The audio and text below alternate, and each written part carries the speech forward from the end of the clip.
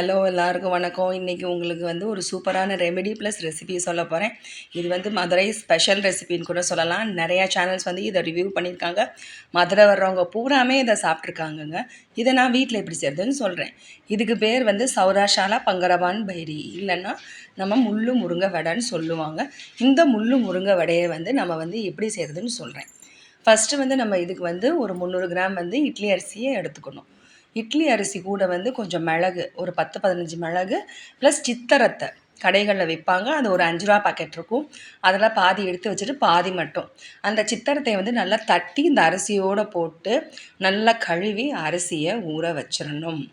அரிசி வந்து ஒரு 2 to 3 ஹவர்ஸ் ஊறட்டும்.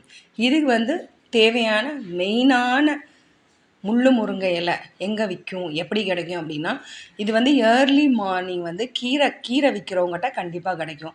அப்படி கிடைக்காது அப்படின்னா, நீங்கள் உங்கள் சைட்டில் கீரை வாங்குறவங்ககிட்ட முதலே சொல்லி வச்சிங்கன்னா அவங்க கிடைக்கும் போது கொண்டு வருவாங்க. இல்லைன்னா வந்து சில வீடுகளில் வந்து வளர்ப்பாங்க. எங்கள் வீட்டு சைடு வந்து ஒரு இடத்துல வளருது. நான் ஒரு வாட்டி கண்டுபிடிச்சிட்டேன்.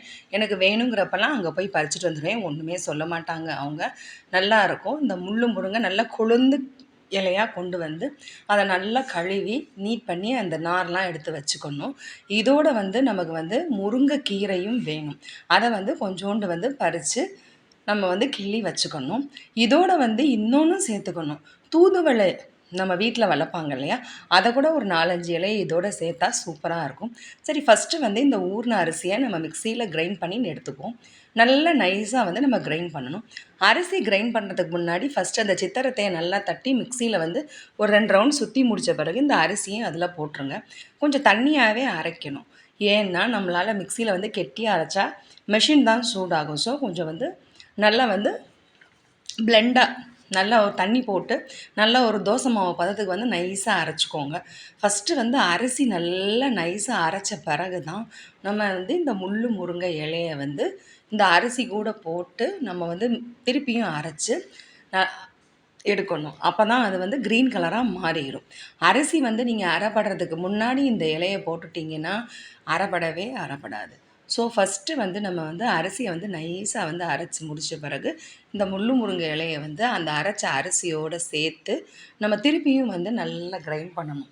கிரைண்ட் பண்ணும்போது அந்த க்ரீனிஷாக வந்து நமக்கு வந்து கிடச்சிரும். இப்போ எங்கள் வீட்டில் வந்து எல்லாருக்குமே கோல்டுங்க. ஆனாலும் நான் இதை செய்யணும்னு வந்து ஒரு 1 வீக்காக வந்து ட்ரை பண்ணிகிட்டு இருந்தேன். இந்த இலை கிடச்சோடனே நான் வந்து அரிசியை ஊற போட்டு இந்த ப்ராசஸை ஆரம்பிச்சிட்டேன்.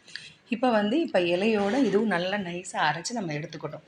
தண்ணியாக இருக்கும்போது நம்ம தோசைக்கல்லில் சில பேர் வந்து சுட்டு கூட சாப்பிடுவாங்க. அது எல்லாருக்குமே பிடிக்காது. நம்ம வந்து இதை பூரி மாதிரி எண்ணெயில் போட்டு எடுத்தால் தான் இதோட வந்து ஒரிஜினல் ரெசிபி வந்து சூப்பராக இருக்கும். ஸோ தோசை மாவு பதத்தில் இருக்கும்போது நம்ம அதை செய்யவே முடியாது. ஸோ இப்போ வந்து அரிசி மாவு கொஞ்சோண்டு பச்சரிசி மாவு இருக்கு இல்லையா, அதை கொஞ்சோண்டு இதோட சேர்த்து நல்லா சப்பாத்தி மாவு பதத்துக்கு வர்ற மாதிரி நம்ம வந்து நல்லா மிக்ஸ் பண்ணிக்கோங்க. அப்புறம் நம்ம இந்த முருங்கை இலையை வச்சுருக்கோம்ல, முருங்கைக்கீரை, அந்த கீரை கூட இதோடு சேர்த்து நல்லா பிணைஞ்சி எடுத்துக்கணும். அப்போ வந்து நல்ல ஒரு கன்சிஸ்டன்சி கிடச்சிரும். சப்பாத்தி மாவு கன்சிஸ்டன்சிக்கு இருந்தால் தான் இது வந்து நமக்கு வந்து நல்லா தட்டி எடுக்கும்போது சூப்பராக இருக்கும். வாழை இலையில் தட்டணும்னா வாழை இலையில் எண்ணெய் தடவி கூட தட்டி நீங்கள் இது பண்ணலாம். இல்லை பால் பை, நான் என்கிட்ட வந்து வாழை இலை இல்லை, ஸோ பால் கவர் வச்சு நான் வந்து தட்டி எடுத்தேன். பாருங்கள், இப்போ தண்ணியாக இருக்கா, நான் கொஞ்சம் அரிசி மாவு போட்டு அதை நல்லா கிரைண்ட் பண்ணேன். நல்லா பிசைஞ்சு அதை வந்து சப்பாத்தி மாவு பதத்துக்கு கொண்டு வந்துடணும். அப்போ தான் வந்து நம்ம வந்து எண்ணெயில் பொரிச்சு எடுக்கும்போது சூப்பராக இருக்கும். இது வந்து ஈவினிங் ஸ்நாக்குங்க. ப்ளஸ் வந்து கோல்டுக்கு வந்து சூப்பரான ரெசிபி.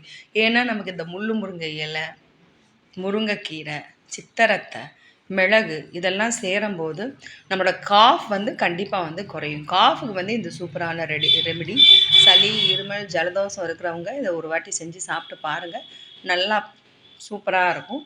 இது கூட நம்ம வந்து இட்லி பொடி ஒன்று மட்டுமே போதும், இன்னுமே தேவையில்லைங்க. இது மட்டும் கூட நம்ம சாப்பிட்றலாம்.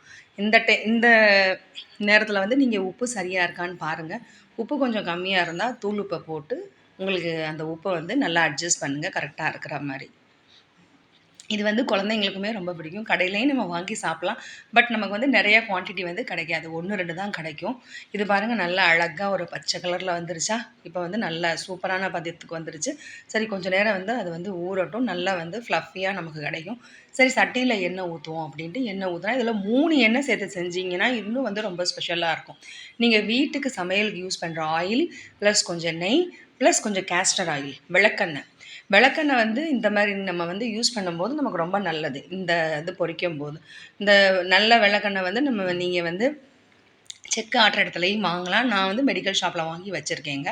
பாருங்க இந்த மாரி ரொம்ப தடியாவும் இல்லாம, ரொம்ப தின்னாவும் இல்லாம, நல்லா அழகா ஒரு ரவுண்டா தட்டி போடுங்க. எண்ணெய் நல்லா சூடான பிறகு கொஞ்சம் மீடியம் ஃப்ளேம்ல வச்சுட்டு போட்டிங்கன்னா, பூரி மாரி நல்லா அழகா உப்பி வரும்.